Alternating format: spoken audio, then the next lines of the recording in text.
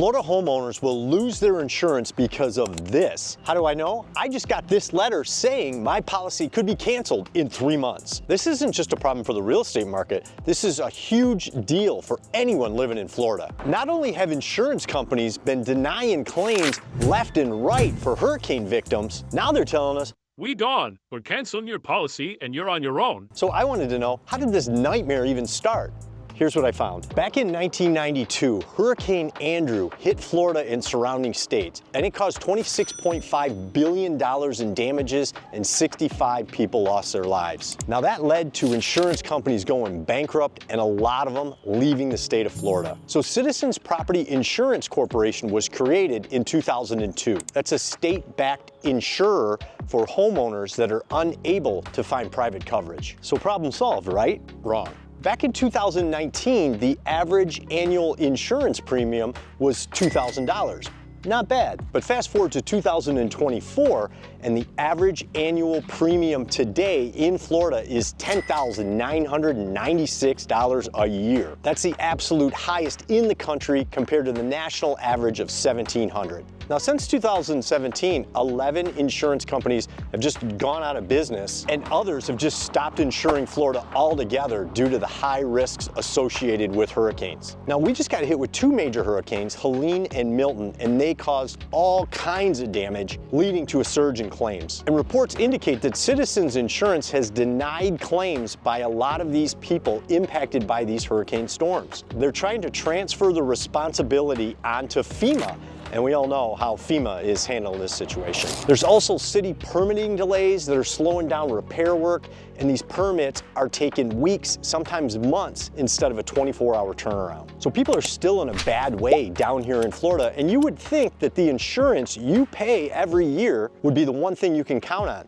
But it's not. But the truth about Citizens Insurance is it was never set up to be the major insurer in Florida like it is now. It was initially created as a last resort for homeowners, and today it insures 1.2 million policies. And the policies were structured to be higher cost policies to encourage people to find private insurance somewhere else. But the problem is there's not many other companies available. Now Citizens is saying it's had enough and it has to cancel thousands of policies, and people need to go somewhere else to get their insurance. And I understand why they're doing this, but really the timing is horrible. So here's how it works. If a private insurance carrier offers you insurance at 20% or more than your Citizens policy, you do not have to accept that, and you can stay with Citizens. Now, if the policy they offer is 19% or more, you still don't have to accept it, but Citizens is gonna drop you and you're on your own. The reason Citizens is trying to unload all these policies is because they're concerned about being able to pay out if another major storm hits in the future. It could put Citizens out of business.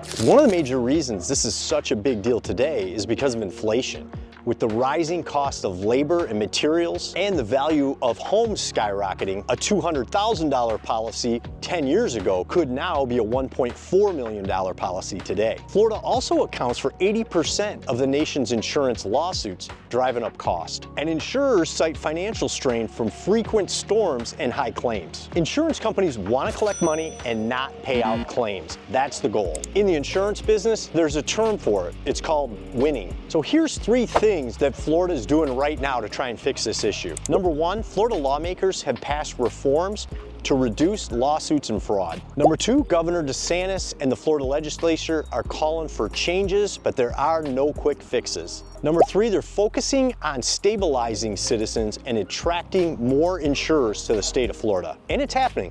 Slowly. One of the major reasons we're seeing all this damage is homes are old and they're not built to the current hurricane codes. I think the state should find ways to incentivize buyers to tear down old homes in flood zones and build them up to the new current hurricane codes. That's where the first floor is a garage and the living space starts about 14 feet up out of the flood zone. Maybe the state would allow them to finance the mortgage and the new construction at a 3% interest rate. I don't know, they gotta try something. They also need to strengthen the current building codes to reduce storm damage. Houses in Florida need to be built out of concrete or block, period. They need metal truss roofs or concrete roofs at a minimum. Now the current building codes allow you to build a new home with the first floor being block, and you can build stick or 2x4s above that.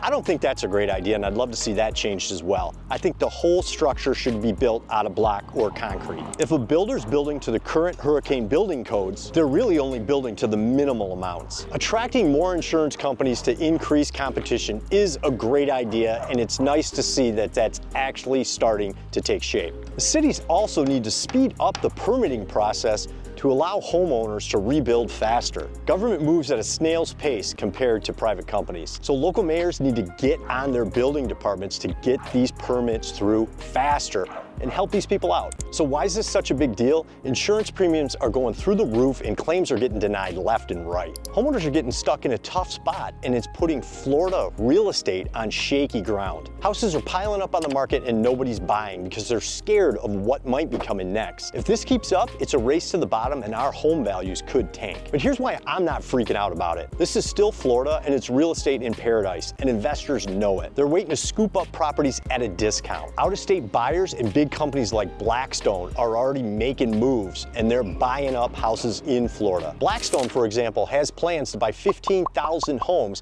in the Tampa Bay area over the next 3 years. They're targeting homes with at least 3 bedrooms, 2 baths, and less than 20 years old. And they're already buying heavy in Clearwater. Here's the deal. They know that this insurance problem is gonna get fixed one day. And when it does, they're gonna be sitting on a gold mine. And so will I. So be smart in this market, but don't sit on the sidelines forever. If you're thinking about buying a home in Florida, now's the time to start looking. Tons of people are holding off right now, but all it's gonna take is for interest rates to drop a bit, and the market will blow up again with buyers fighting over homes. These prices are too good to ignore right now. You don't wanna wait till it's like 2022 again, where people are throwing down $50,000 over asking just to get a shot at a house. That's a headache you don't need. Look for homes with newer roofs and ones that aren't in flood zone or evacuation zones. That'll help keep your insurance costs in check. And always make sure you get a 4-point inspection before you buy. Insurance companies are gonna ask for it anyway, so you might as well get ahead of the game. If the house passes, great, you're golden. If it doesn't, use the report to negotiate with the seller to get those repairs fixed. Either way, make your move while it's a buyer's market. The one thing I wish I would have done before moving here was check out all those hidden costs associated with living in Florida. Honestly, they caught me off guard, but that doesn't mean you have to get blindsided too. In this next video, I'll go over the hidden Florida expenses that left me broke. I'll see you there.